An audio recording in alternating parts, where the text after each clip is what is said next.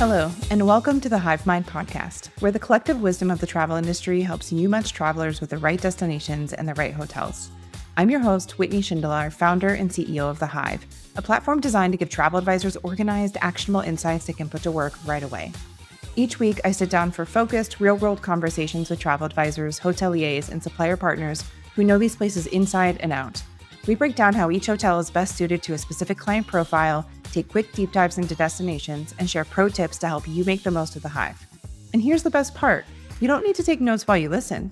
Go about your day, tune in, and know that every insight from these conversations is already captured and organized inside the Hive.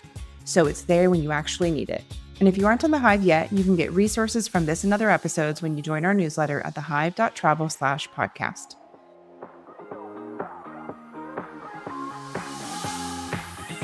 Today, we have a new episode of The Essentials, a deep dive all about helping you not just understand a destination, but feel it, the energy, the vibe, and the nuance that make it unique. Trusted destination partners share key details that matter most and help paint an overall picture that will inspire you as you present the destination to clients. When you bring a destination to life with confidence and clarity, you build trust, you spark excitement, and you make it that much easier for your clients to say yes. Joining us today to talk about Athens, Greece, is Aris Mitropoulos, the general manager of Nostos Greece. Let's dive in.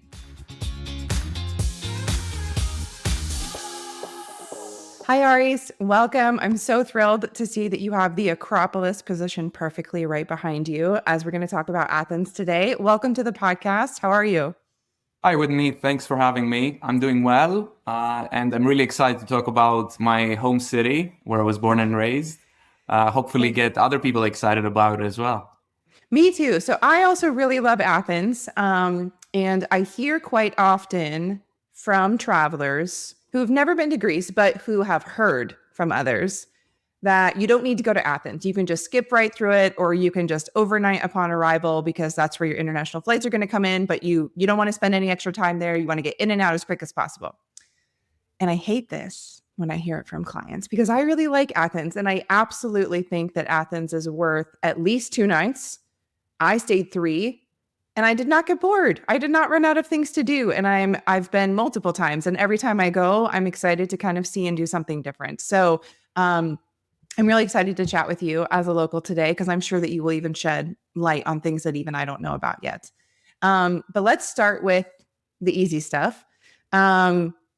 I don't think that seasonality matters too much because most people are traveling to Greece between May and September, maybe a little April, maybe a little bit of October. But in my experience, Athens is great in all of those seasons. The only thing is in the summer, it's going to be really unbearably hot. Exactly, that's correct. So in the summer, it gets very warm.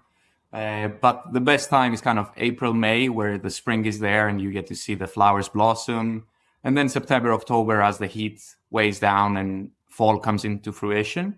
I would also say that kind of an underrated view of Athens is around the Christmas time. Obviously, compared to other big European destinations like Paris or Rome that get all the spotlight for Christmas, Athens is a little bit of an underdog. But the city is well decorated, everything is lit up, and you have the major advantage that you don't have lines of tourists at every big sightseeing destination. So you get to go to the Acropolis and there's not a lot of people around. You get to go to museums, there's not a lot of people around. You can find reservations at the best restaurants easier. And the city is full of life because there's a lot of Greek people from abroad coming back. So it's a nice time as a different kind of view of Athens. But as you said, obviously spring and fall are the peaks for visiting. So if a Christmas trip was planned, like the typical islands are generally going to not closed, but like not really the best time to go in December. So what other destinations would you include in like a December Christmas time trip? Would it be mainland Greece or would it be Crete, or like what other areas would you recommend at that time of year? So first of all, I would recommend a Euro trip. So you are stopping across different countries at different big cities and you're spending a couple of days there. Alternatively, if you want to do an all-Greek Christmas vacation, you can do Athens and use it as a hub for nearby destinations. This would be probably more mainland places like Nafplio or Delphi. and some of the nearby islands, and then some more days in Thessaloniki, which is the second biggest city in the north of Greece. So Yes. this should cover, 1 week, even 10 days in the winter, where you have a lot of different activities and experiences, and the itinerary feels natural and not overly congested. Right. Cool. Average length of stay. So if you had your way that all clients just followed your recommendations, how many nights would you recommend in Athens? Okay, I'm a little bit biased here, but I would say probably 3 to 4, and then you Yep. should get over to the islands. The reason for that is that Athens has a lot of cultural activities that you can do. It has museums, it has kind of um, artwork exhibitions, all that stuff. It's also one of the cities that is very lively in the evenings. So to give you an idea, there's not a lot of places where you can go to an ancient theater and actually sit on it and hear a live performance, an opera. And this is available like 3 times a week throughout the summer.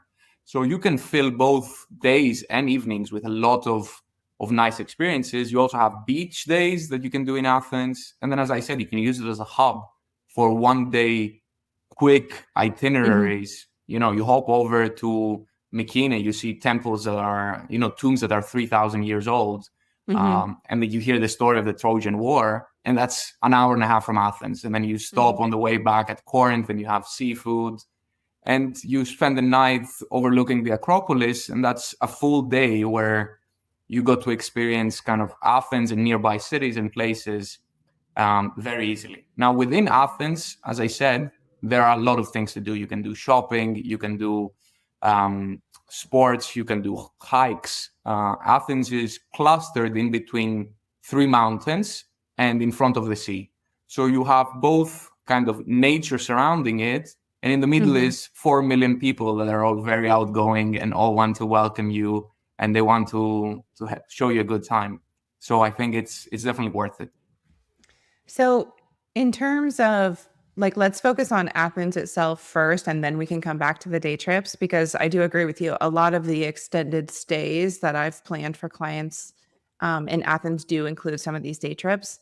So, in Athens itself, give me an idea of what some of the specific kind of must do. Like almost everyone coming to Athens should really do this and this. And then give me some ideas for more unique experiences that we could recommend, but more based on clients' specific interests and preferences. All right, perfect. So for kind of must-see things, I would say, of course, the Acropolis and the associated museum. Those are usually half-day experiences. I would put this in every itinerary. I think it's a must-have. And kind of correlate with this, I would say that some drinks or food at a rooftop bar in the evening, probably on your first night in Athens, seeing the Acropolis where it gets illuminated, it's rather beautiful. So that for me is must have. I also include a lot of food tours or cooking classes in my itineraries. The reason for this is that Greek food generally is well received, and Athens has the most variety of it from any other place in Greece. You get to pick and choose the best of different places, and you get to try all of them. So I think that makes for quite a good experience. And then finally, we have, the kind of, I call them Athens highlights tour. So this is basically either on car or on foot with a guide. You walk around the city, you get to see the major kind of items. So you will go to the Syntagma Square, you will see the Parliament, then you will go to see the Kalimarmaro, which is the stadium of Athens, which was rebuilt before the first Olympics. You get to walk through the National Garden. You head over to Monastiraki, which is an area that has a lot of kind of stores that do thrift shopping, and you can do some gifts for your friends back home. And then you move over to Plaka, which is the area nearby the Acropolis that is, very Instagrammable, let's put it that way. It has a lot of little alleys and streets. And that's another, 4 days of just roaming around the city, basically, and just taking it all in. So usually this is the combination of things we put as must-sees, depending, again, on the client's preferences and how much they like history or food or what they're passionate for. And then as we move into kind of more unique things that they could do, I will highlight a few of them. So one of my favorites is there is the Temple of Poseidon at Sunio, which is very close to Athens. I consider it part of Athens because it's 45 minutes, 1 hour drive away. And we combine this with dinner at the Athens Riviera. So you go, you see the sunset from the temple. It's beautiful. On your way back, you have some seafood or, some other dinner at the beachfront, and then you head back to your hotel. So that for me is a very easy 4 or 5 hour kind of activity. And then, it would actually be kind of placed in the afternoon. So you're getting there for it's like a sunset and dinner kind of afternoon. Nice. Exactly.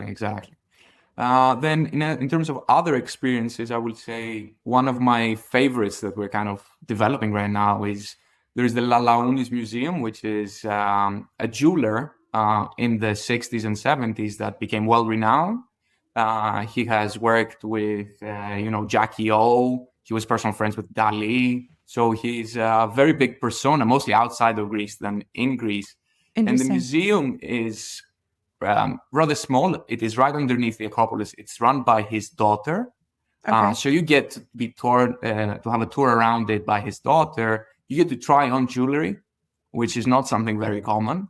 You get to see modern day jewelers work on actual really expensive jewelry. If you're lucky, you even get to try it, as I did, while they're still in the process of, refining it. Cool.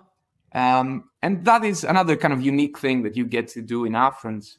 I will say also there is the Greek night out bouzouki experience.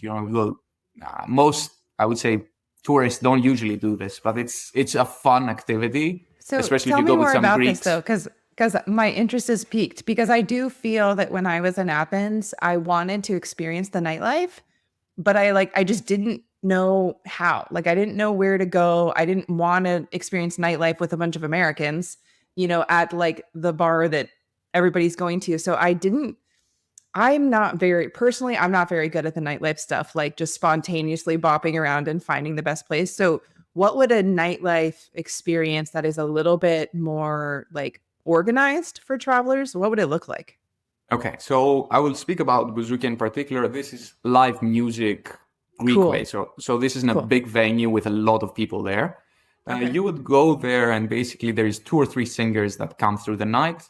You start by, a smaller persona that kind of opens up for the big singer. And then while you're there, you get to drink quite a bit and you get to throw flowers at the singer. So this is a very kind of traditional thing that all Greeks do. The flowers tend to be very overpriced, but it's still fun. And the way we organize this is usually with, a Greek person, someone from our office comes with, make sure you're taken care of, they talk with the waiter, they make sure you have your drinks and all that. Sure. But it's kind of a communal thing. So you will be on a table with your group of people, not that much interaction with others in the arena, let's say. If you want to have more interaction, there is kind of 2 approaches I would take. One is we take you to the Athens Riviera, where there's a lot of kind of restaurants plus clubs. We start off with dinner, which we organize. And then we basically tell your driver that, whenever they text you, you go and pick them up and you take them back to the hotel. So you can stay there from, 9 p.m. until 5 in the morning. And you can be at the same place, see the sunrise and so all that. Okay. That's very serious. Well, you can leave earlier. There's no pressure. Yeah, to stay. no, I know that for Greeks, this is what's the problem? So for the experience in Athens that you're describing, you say that not many tourists do this. Why not? Is it because it's so local? Is it because they just don't even know that it's an option? Is it because Americans don't want to stay out late? What are you finding? It's a combination of things. So one is it would be a little bit of a culture shock. Okay. And by that, I mean that there might be cases where someone is smoking in a table nearby you. There might also be the case that it starts rather late. So it starts around 11. So you need to have prep for this. You need to have napped in the afternoon. Yes. And it will take you again until 3 in the morning. Oh, goodness. 4 in the morning. Okay. So this is, full on Athens nightlife if someone wants to explore it. Usually, because of the nature of our clients, the fact that they're not kind of geared towards that, Mm-hmm. We focus the trips around culture or history or activities to do within the day. Mm-hmm. But what Athens offers is also a great nightlife. So this is kind of Yeah. like an asterisk that a lot of people don't know. Honestly, it's good to know that it's possible and that it's there because some clients would absolutely want to do something like that. It's just not necessarily for everyone. Where you mentioned that the concerts and like the really old kind of stadiums or venues are also happening throughout the summer. What is the venue? Where is that usually happening? So this is the Odeon of Heroes Atticus. It was a Roman, actually, theater or Odeon that was built 2,000 years ago, let's say. It is right underneath the Acropolis. Okay. So you get to walk up there in the evening, and you get to sit in marble seats, which are a little bit uncomfortable. Mm-hmm. And then you get to see a presentation that it can be either, a play, it could be a reimagination of an ancient Greek drama or comedy. It Mm-hmm. could be the original ancient Greek drama or comedy, or it could be just, some modern day classical music, some modern day opera. The same exact thing takes place in Epidavros, which is an hour and a half away from Athens. It's also another very old ancient theater that is still Okay. used nowadays. So this is unique. You get to be part of a monument. You get to see it and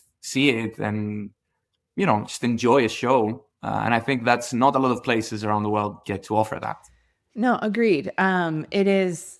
I have some clients who actually plan this first. Like they find a show or a performance that they're interested in, and then we build the trip around it. And I've actually found that for clients who are really interested in that type of experience, that's most often the best way to do it. Because the flip side is we plan a trip, we have the date set, you have 36 hours in Athens, and then they're like, "Oh, we'd love to see a show," and I'm like, the odds of a show happening in this like tiny little window of time that you're going to be there, I mean, you would have to be so lucky for it to work out. But if for clients who are interested in that type of thing, like knowing that that's happening frequently throughout the summer is helpful that you can kind of plan around it.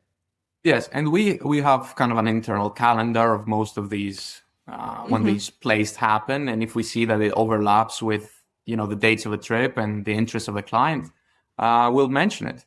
Now, it's not for everyone, as you said. It really means that you are kind of passionate for theater or art in general. But I've done it myself, and I really enjoyed it. So I will say it's a once in a lifetime experience. Although if you live in Athens, you can do it more than once.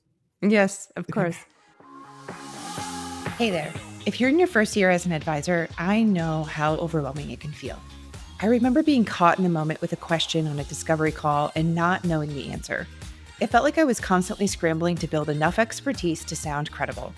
That's exactly why I built The Hive. It's your expertise vault, a living library where hotel details, destination insights, and advisor takeaways are captured and organized so that you can actually use them.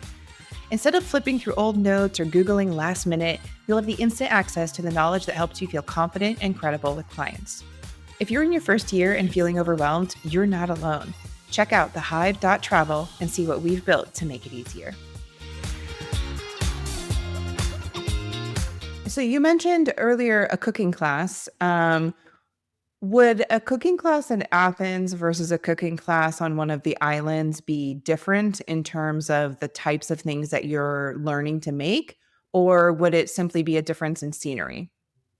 It's a combination of both, I would say. So in Athens, you get to also go to Varvakios. Varvakios is the local market. It's the biggest one in Athens and probably the biggest one in Greece. You get to talk with vendors a little bit, pick some produce, which you then cook. So this is something that most of the cooking class in the islands don't offer because the market is very large, and you get to see an aspect of, daily life in Greece that's more authentic. Right, right. But then Greek cuisine is so varied. You have, vegetarian dishes, vegan dishes, you have meat, seafood, pasta. So it really depends on the cooking class on the particular region. Some regions put in their own kind of local twist to dishes. So the chef there will maybe teach this to you, whereas in Hmm. Athens you will go with a more standard version of the plate. And then also due to the variation across our cuisine, the cooking class themselves don't have the same dishes. So one chef might do dolmadakia, and the next chef might do a moussaka. And you can't really compare the two. They're Right, both right. fun experiences, especially if you like cooking and eating. Hmm. And what we usually accompany this for our travelers that have a passionate for the culinary arts is we give them also a little book that has the kind of highlights of Greek cuisine. So when they go back Hmm. home, they can get to try it on their own and see what they can make. Yeah, I think it is an interesting detail that if you're doing a cooking class in Athens, you'll have that more kind of authentic market experience, whereas on the islands, you might not have that. And some clients might, that might help them lean one way or the other as to like when to include a cooking class. I'm not saying that on the islands it won't be authentic. Like if you do it on an island, you might be in a farm or you might be Hmm. with, a grandma that has been cooking for 60 years. It's just a Hmm. different scenery and a different approach to how you teach someone to cook. Right, right. So, would you, what would you advise for a repeat visitor to Athens? So, someone's already been there, they've done the Acropolis and the museum. Maybe they've done like some of these key highlights that you've shared, and now they're saying, we're coming back, we have 3 nights. Like, what should we do? Are there other more kind of niche things, or would it be just kind of enjoying the city a little bit more casually, because there are tons of restaurants and bars and areas to walk around. So I don't want to give the impression that you shouldn't come back if you don't have an agenda. I'm just curious if your recommendations would be different. No, I mean, 100%. So if you've seen the Acropolis once, I will say you don't need to go and, do the hike again or go to the museum again. But again, depending on the interest of it, some of the traveler, we can pitch different ideas. So some of the unique things that you can do on a second visit, for example, if you can go to the Contemporary Art Museum, Hmm. and we arrange a tour by its architect. So you get a conversation around how the building was refurbished from a brewery factory to a museum, Interesting. and also how the building itself plays with the art. You get the experience of perhaps get driving classical cars along the Riviera and seeing a different side of Athens that perhaps you didn't have the chance to see on your first Hmm. trip here if you were just in the city center. If you like food and you are a meat eater, we can take you out for some of the best lamb chops in local restaurants and arrange things like that you probably didn't have the chance to see on your first time here. It really depends on kind of your your profile and what you like doing.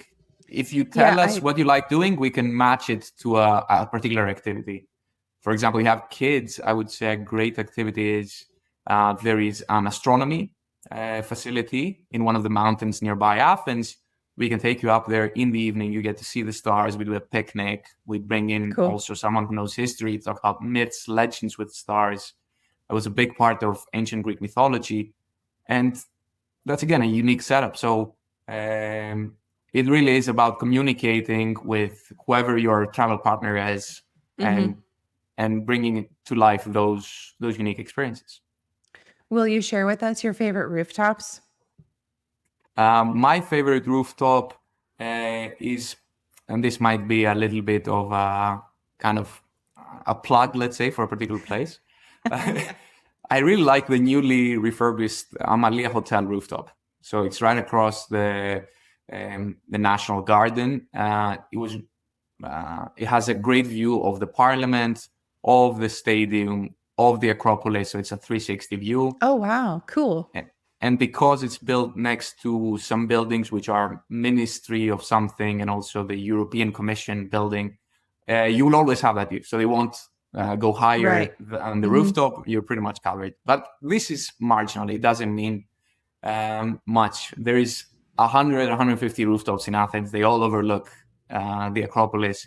My Yes. personal one probably is my own house, where I live in a in a roof, and I get the chance to enjoy the view in the evenings. So Yes. I will say that you can't go wrong. Basically, anything you pick that has a view of the Acropolis, you will have an enjoyable night. It makes for a lovely pairing with a nice wine or some great food. I do think it's a must. I think if you're in Athens, there has to be at least, it doesn't have to be dinner, but at least a coffee or a beverage or something on a nice rooftop, enjoying the views of the Acropolis, I think is a must. Let's talk about the day trips. So you mentioned them a little bit toward the beginning, and I do think that this is a big part of a visit to Athens, either for an extended stay or for a second visit, that these kind of options become a little bit more interesting.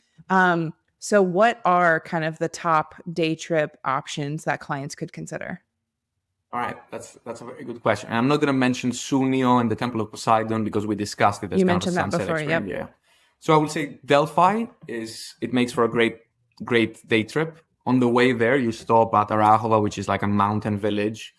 You get to have some coffee, walk around the village, and then you continue to Delphi. And on Delphi, you can go to the museum, you can go to the stadium. You will go, of course, to the temple of Apollo there, where in the ancient times there used to be where the prophecies would come from, and it was kind of the spiritual center of the ancient Greek world. So this makes for a very interesting trip. You learn a lot. You see a lot of kind of monuments. You see a lot of amazing views because this is a little bit in a valley in the middle of the mountains. So you will catch glimpses of light in between the kind of the forest, hitting the marble just right. And it's a very kind of serene setup. And the other types of kind of day trips we talked about is you can go to Nafplio, which is a nearby city around, an hour and a half, 2 hours from Athens. And there that was the first capital of modern day Greece. So you will see the first parliament of modern day Greece. You will also see a castle that overlooks the city. It is a fully walkable city, so there are no cars allowed in the ancient part of it, which is great for shopping. It's great for having a coffee. You feel a little bit like you pull back the time because you go there, you see kids playing on the street, you see kind of, couples walking around hand by hand. It makes for a very nice kind of like afternoon coffee spot, I would say. And in the morning or on the way back, depending on how you plan the day, you can stop at Epidavros, which is the ancient theater we talked about. Okay. And you can stop at Mykine, which is where the tomb of Agamemnon supposedly is. Now Agamemnon was the king of the Greeks against the Trojans, and you get to kind of see the tomb there. And there's a nice museum. There's some great artifacts that have been preserved. So overall, this is another great day trip. Those three things are pretty close by. You can pick and choose how you see them. You can spend the night in Nafli if you want, and so on. I think I found it on the map here. I'm going to pull it up. The theater that you mentioned, if you were there in the day, though, would you only be seeing the theater because performances are probably in the evening, right? Correct. You would only be seeing theater, and you can kind of walk around it and enjoy it, but you won't necessarily get to see a play. It's over here, right? Did I find the right one? This is Nafplio, yeah, that's right. Okay, gotcha. On the way there, you would go through kind of the Strait of Corinth, where you can do bungee jumping if you're kind of an active person. Yeah, so this is another kind That's of like random. twist on a random itinerary. Okay, so Nafplion is over here, so west of Athens, I would say, whereas Delphi would be a day trip. Is it Delphi more is to a the little bit north? north, so it's on the Yeah, more up it's over- here in this direction. Correct, yeah. Okay. And then south, we already talked about the Temple of Poseidon down here. Correct. And I'm going to talk now about the islands a little bit because, Okay, tell me. What's as you the see in first the one? map, there is a lot of nearby islands that you can Yes. get to visit. It's very easy to go. You can do it with a rib, or you can do it using the traditional ferries. Okay. There's different options depending on what you want. For me, I think Hydra is very beautiful. Brad Pitt, I think, is currently there shooting a movie. Currently, I'm on my way. And Cool. it is an island that doesn't have any cars. So you get there, you can only walk or hike around the island. For your luggage, there is some electric vehicles that move it around. Okay. But it's very quiet, good food. But you could do this as a day trip from Athens? You could probably do it as a day trip, yeah. If you're really A into little it, bit yeah. a little bit long. How long is the boat ride? It's like an hour and a half. Okay. It's not that bad, actually. I did it for a short weekend a couple of months back, and it was totally fine. You could do it as a day Could be trip like too, a I think. long day trip, or you could actually overnight there for a night or two. Correct. And Cool. there's a bunch of other islands like Aegina, Kea, which are close to Athens, closer. But I would say they don't really have kind of the character that maybe Sure. Hydra or Spetses do, which is another kind of like more aristocratic island that had a lot. Oh, Both this of one. these islands, Spetses and Hydra, had a lot to do in the War of Independence from the Ottoman Empire. So there's a lot of kind of history around that, a lot of big ship owners that helped Greece liberate itself. Interesting. So you can learn a little bit more about Greek history by going there. But Is it too again, much to do Spetses and Idra in one day? That's too much, right? it's a little bit too much, yeah. Probably I too would say much. you don't need to rush this. If you want to explore it, just, you could rent a catamaran and spend a week going through all the little islands without a care in the world. You just dock wherever you want. You stop for some great food. That's my biggest advice generally to travelers when they come to Greece. There's so much to do. I get it. Don't rush the itinerary. Take your time and enjoy the moment. This is all about kind of the realities of traveling and having a good time in Greece, I think. Okay, so this was not on the agenda to talk about today, but if you're going to mention renting a catamaran for a week, what is the price point of doing something like that? Like, where does it start? Because a lot of people are interested in this, but I don't think that very many people understand what the options are and where what the cost range is. So I guess maybe we can start with, if a client came to us and says, I want to sail around for a week in Greece, and they're not looking for like a big cruise, what are the top 3 or 4 questions we should ask them before we come to you so that we can gather the information that you need to even give us options? Okay. Question number 1, how many people? Okay. Question number 2, dates. Because there's a big flexibility in the pricing of catamarans between, let's say, May and August. Interesting. Okay. Question number 3, I would say, is kind of willingness to pay cash. Interesting. Okay. The reason I'm saying this is kind of American travelers in general are not really cash friendly. They want to have prepaid stuff. They want everything to be taken care of. Yeah. The problem is a big part of kind of doing this week trip and having flexibility in your schedule is that you don't know how much gas you're going to consume, right? So if you're like, oh, I want to go to Spezia for a day, obviously you're going to consume more gas than if you just stay at Hydra. Oh. So gas is not part of when you see a price online, it says 8K to book this catamaran. Usually this doesn't include food. It doesn't include tips. It doesn't include gas. It doesn't include port fees. Because they don't know. Because they don't know. And that's kind of the beauty of it. You get to dictate your pace. But that means also that you will have to pay those in cash at the point in time. And then I'm sure people want an estimation of like how much it's going to be. So I'm sure we can probably ballpark it. But that's a really interesting detail. Okay. So I will say the following figures, kind of like mid-season. So let's say May or... because if I'm going to be on a catamaran bouncing around islands, I want water that I can swim in. Of course, this is everywhere. You will swim everywhere. I was in Greece beautiful. in May. I mean, I was in Greece in May jumping in, and it was pretty cold. You mean okay? Like that? Yeah, it will be cold in May and in April. This is a fact. Yeah, it will get warmer as the summer progresses. So September and October, it will get substantially warmer. The warmest it will be. If you want the warmest side of Greece, you go to the Ionian Sea. Which is in the east side, and this is even warmer in the kind of summer months. Okay.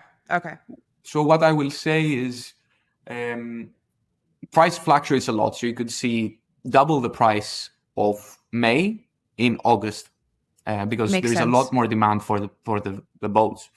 And then in terms of what percentage is that flexible cash component, we said, I would say around 25%, So excluding tips. when you ask if people are willing to pay in cash, does that mean the full amount in cash, catamaran plus food and gas and tips, or is it just the flexible part that's like, we'll just tell you how So much it is and you pay us in the moment? correct. So I think you will cover before coming here the fee of the catamaran itself plus the crew salary for a week. And the crew is usually a captain and then a cook or a clean that is on the boat. And now the rest of that is what I consider flexible. So it depends on how much you want to live it up. So if you want to go to the supermarket, buy champagne and have a party every day, it's going to be more expensive than if you're eating Sure. fruits and kind of chilling. So for clients who say, no, I don't want to pay cash, are the prices just being marked up because they are assuming that you're going to have the fanciest food and you're going to make us sail the furthest distances every day and we're just trying to cover our bases? Yes. Got So it. usually this is the end of what the suppliers want from us. So they Okay. will ask something more exorbitant. We try to negotiate it down. But it is okay. It's manageable. I will say if you have enough people, like if you're going, 4 couples or 5 couples or 6 couples, it is probably a little bit cheaper than actually going across all these islands, renting a Yeah. hotel, doing Yeah. transfers. Yeah. This is a lot more, it's more expensive, especially if you're staying at nice hotels, etc. Yeah. The problem with a catamaran, again, depends on when you come. If you come in peak season, you might not have a place in the port. So let's say you want to go out in the evening and have a nice dinner. Well, if you can go to the port at 4 p.m. and sit there for an afternoon and do nothing, or you can park somewhere far away and you can go with a little rib boat. It is generally best for kind of the shoulder seasons like spring and fall we talked about before, and that goes everywhere in Greece, I would say, not just around Athens. Shoulder seasons being best, that you just have a little bit more flexibility. And if you kind of want to decide just to pop into port and go to dinner, that you can. And in peak season, like August, there might not be space. Am I understanding correctly? That is correct, yeah. Okay. So let's say hypothetically we have 6 people. So like not a huge group, but also not like just a couple. The number of people, I imagine, just depends on the size of the catamaran and is directly correlates to the number of rooms that we need. Okay, 6 people, September, so it's not August, and they're willing to pay cash. What price ranges are we like? What price ranges are like starting points? Are those all the questions that we need to ask? Did we forget any, or did I? I mean, of course, you? where they want to go, but it's not kind of. We can pick this if they don't want. They would probably let us decide, to be honest. I would say around. You said September or October? September, I think. September. All include 12K, 13K.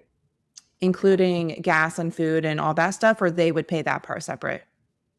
Including that too, I think. Towards the end of September, yeah. But again, it depends. I say this again because it depends where you start. So if you start in Mykonos, it's going to be more expensive than if you start in, interesting. Some so less touristy place. Every time an advisor shares what they know, the Hive gets stronger. It's our living library of industry wisdom, and it's ready when you are. Check it out at thehive.travel. The price factors are, of course, the number of people, because it relates to the size of the vessel, the dates, demand. So like if you're planning further ahead versus last minute, that's also going to impact pricing, I imagine. Where you start, that's a really interesting point of like starting in Athens versus Mykonos. Like I guess port fees are probably just higher in a place like Mykonos. Yes, but also the vessels themselves are usually priced higher. Gotcha. Because the elasticity of someone who goes to Mykonos and wants to do a day trip is better for them. So the other use of catamarans is just do a day trip. So you hop on a catamaran in the morning, you go on an excursion, you have lunch, drinks on board, and they bring you back to the port in the evening. This is something we actually sell quite a bit, especially in the islands. So this is something that's for the owner of the boat. He has two options. I can either rent the boat out for a week, because that's usually the minimum they will do it. So if you want to do a 5-day catamaran trip, they will charge you usually for 7 days For a full. week. Okay. Or if you want 10 days, they will charge you 2 weeks. So Got it. multiply by 7 when you're doing the math. Whereas they could use it daily for either private cruises or shared cruises. So in Mykonos, there's a lot of demand for private cruises and shared cruises. They price the weekly stuff higher. Whereas if you go to places that don't have a lot of demand for day trips, like Igoumenitsa, they will price the weekly ones lower. So when you're saying 12K for 3 cabins where people can actually sleep and overnight with food and gas and staff and everything, that's per day, kind of assuming that a week would be booked? Yes. And no, there's not per day, sorry, the whole week. That's total. You were thinking I wasn't sure if you were thinking for a full week or if you were thinking per day. No, full week. But I'm saying, not the newest boat.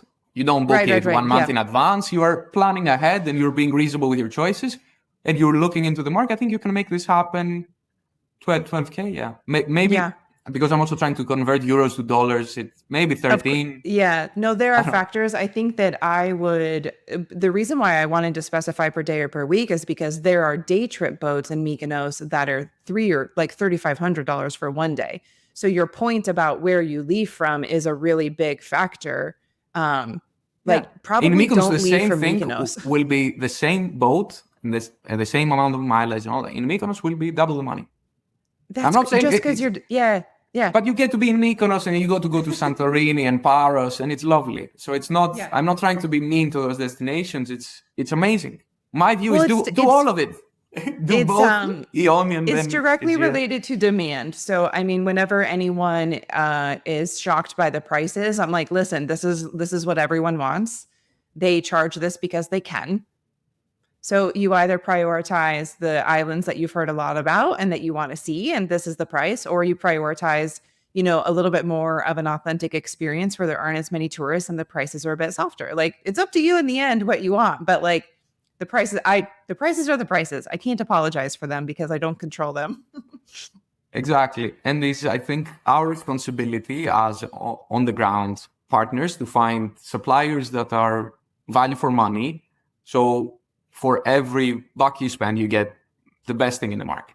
It's not your responsibility as the traveler and the consumer to do this type of videoing. But sometimes, because there are prices online, they will tell you, I found the same catamaran for 10K. And then you have to explain, there is not fuel included. There is not this included. So again, don't quote me on the pricing.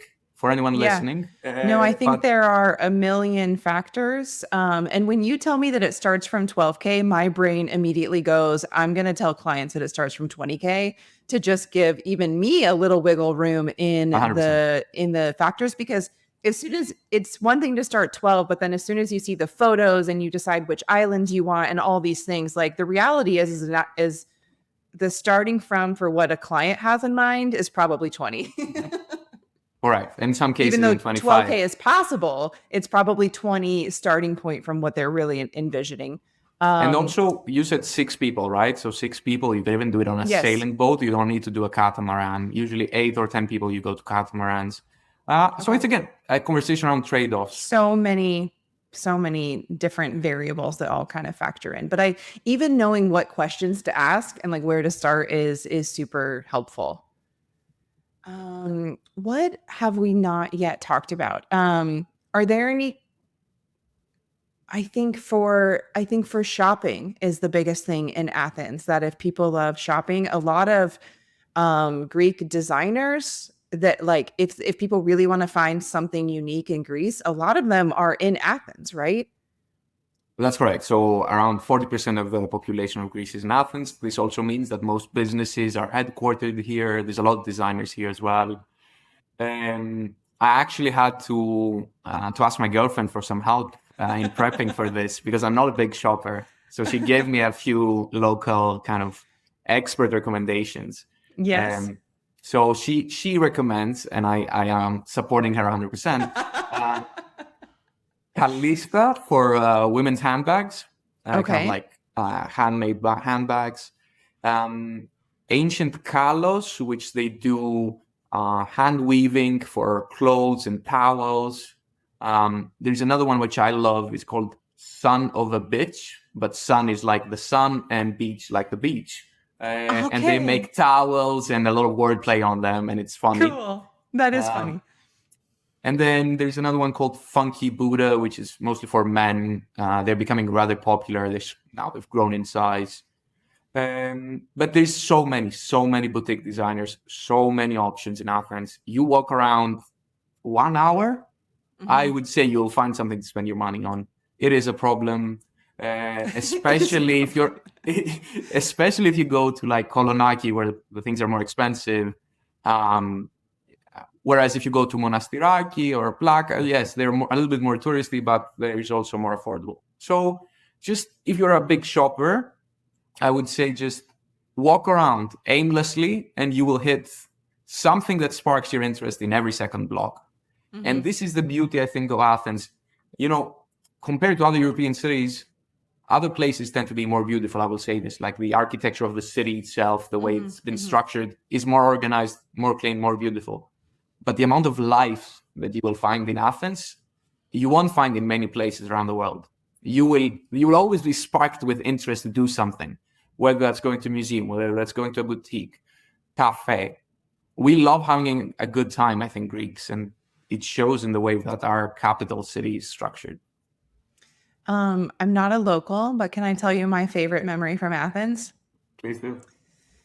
Is it, I hope I'm pronouncing this right, but is it Philopapos Hill? Yes, very good. I'm impressed. You are a local. If you've been there, this is not Yeah. the mainstream stuff. Yes, we've been, and we very intention. So we were in Athens in May, so warm, but not like August warm. But we got up early and walked along the pedestrian walkway that's in between the Acropolis Museum and the Acropolis, and then got up to Philopapos Hill. I don't know, around 9 a.m. or something. And the walkway, it was amazing because there were no tourists because it was too early for tourists. But there were all these kids like playing football out on the street and like before they went to school, I think.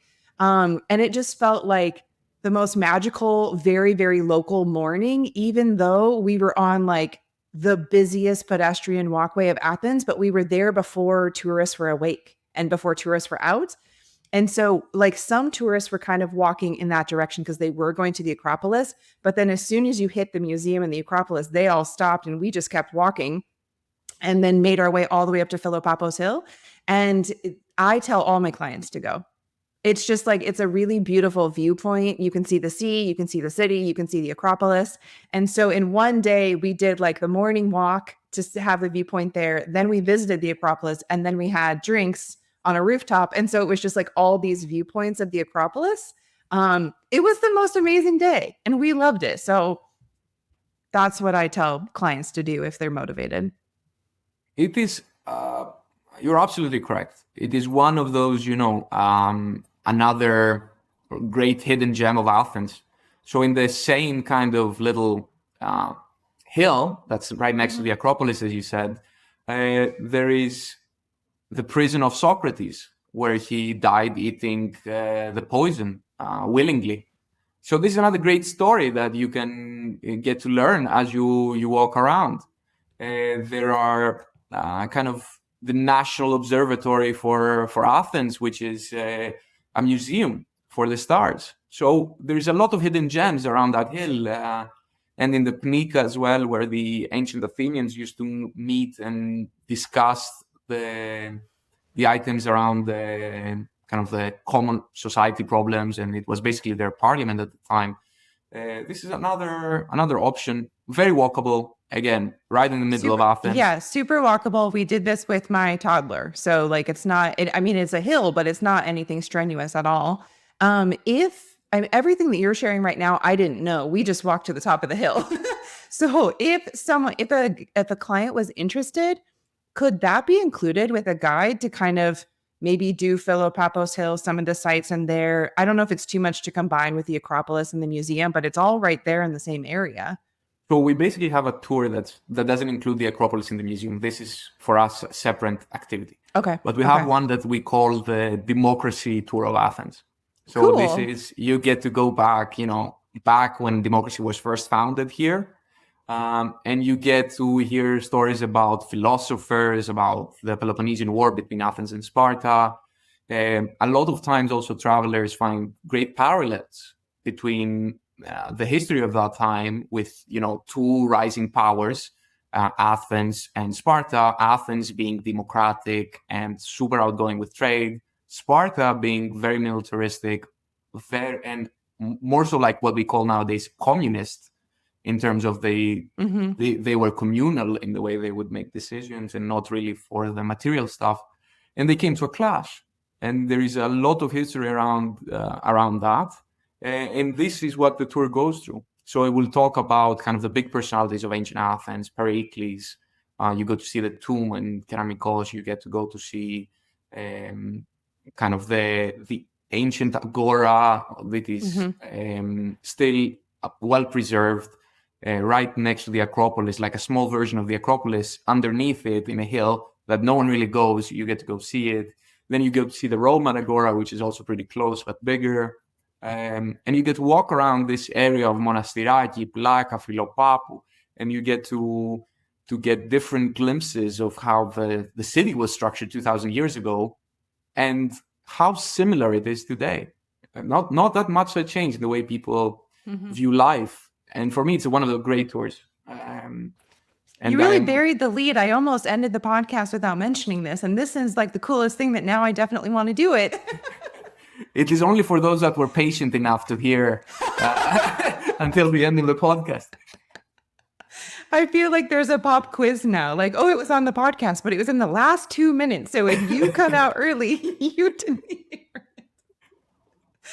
Amazing. Amazing. Well, I love Athens. You clearly love Athens as a local. I hope that our conversation has inspired more advisors, not only advisors, but also just has provided insights to take to clients to try, not convince. I don't love the idea of trying to convince clients, but to just, really be able to shed light and build a story around why more than just a quick stopover is worthy in Athens. And Athens is even worth visiting more than once because there's so much going on and there's so much to see and do. I'm genuinely excited to arrive for my third time very soon. So thank you so much for your time and for sharing all these amazing insights into Athens. I really appreciate it. It is my pleasure, 100%. And just to give you how much breadth the city has, we could do another hour of this and fill it up with more cool facts about Athens. So to everyone hearing, you can stay more than 2 nights and the clients will absolutely love it. Thank you. And there are incredible restaurants for days. So I have to say that you can fill the days with history and culture. And then there's a list a mile long of all the places that you should eat. So yes, moving to Athens is probably the solution. Thank you so much. Thank you, Whitney. Looking forward to having you. Thanks so much for tuning in to this episode of the Hive Mind podcast. If you enjoyed today's conversation, be sure to subscribe so you never miss a new episode. And if you know a friend or colleague who would enjoy this, please share it with them. If you would like insights from this episode landing in your inbox each week, join our newsletter at thehive.travel/podcast. And remember, if you'd like to contribute to a future episode, whether it's sharing your destination expertise or your experience touring hotels, just head to thehive.travel/podcast to learn more and express your interest. We'd love to have you join the conversation. Until next time.